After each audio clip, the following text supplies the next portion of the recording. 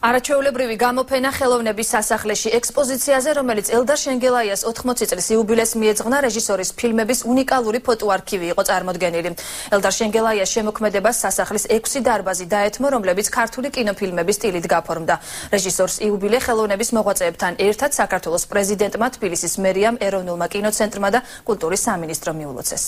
ეს არის რეზო გაბრიაძის ნახატი, პირველი ნახატი, ცათმფრენის ვარიანტი. სანამ ცათმფრენი თავისუფლებისკენ გაფრინდებოდა, მანამდე დიდი გზა გაიარა. ფორმატ შეიცვალა და ფერიც. გეზი კი იგივე დარჩა. ელდარ შენგელაიას შერეკილებს ზუსტად ისე გაუხსნეს გზა, როგორც ფილმში. არავის ეგონა რომ გაფრინდებოდნენ, ჩათვალეს რომ ეს დიდი ფანტაზიის მქონე რეჟისორის კარგად გაკეთებული ზღაპარი იყო. მისი შემოქმედება იგავის ფორმით მიდიოდა საზოგადოებამდე და დასკვნაც ყოველთვის მაყურებელს გამოჰქონდა. ერნესტ ჰემინგუეის აქ ნათქვამი, რომ აისბერგი შედგება ორი ნაწილისგან. ერთი, რომელიც არის წყლის ზემოთ, ოკეანის წყლის ზემოთ, არის ბრწყინვალეო. და მეორე, თავარიო, ქვემოთ არისო ძალიან დიდიო ნაწილიო. და ხელოვნებაშიო, თუ შენ გააკეთებ მათო ბრწყინვალეს, აი ზემოთას, მაშინ ვერაფერს ვერ მიაღწევ.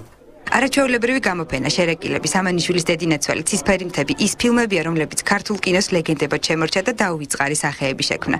ფილმები, რომლებიც არსებულ რეალობას სარკაზმით ასახავდა. პირველი აღიარება თეთრმა ქარავანმა მოუტანა, მანამდე კი როგორც ამბობს, ხანგრძლივი და რთული გზა გაიარა.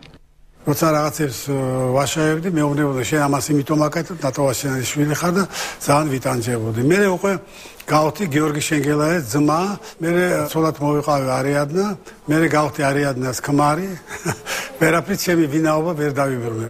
ხელოვნების სასახლეში დღეს ელდარ შენგელაიას ფილმების გმირები გააცოცხლეს. 6 დარბაზში გადანაწილებულ ექსპოზიციაზე რეჟისორის ოჯახის წევრების ფოტოებიც იყო წარმოდგენილი. უკვდავთა თაღში კი პირველად გაიხსნა ელდარ შენგელაიას ანაბეჭდი. რეჟისორს თბილისის მერის სახელით კულტურის ამაგდარის სიგელი გადასცეს, ხოლო პრეზიდენტმა ბრწყინვალების ორდენით დააჯილდოვა.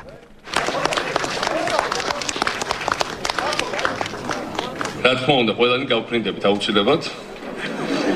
ყველანი გავფრინდებით, ჩვენი ქვეყანაც გაფრინდება და საქართველოს აუცილებლად ისეთი იქნება, როგორც ერთაოს წარმოედგინა.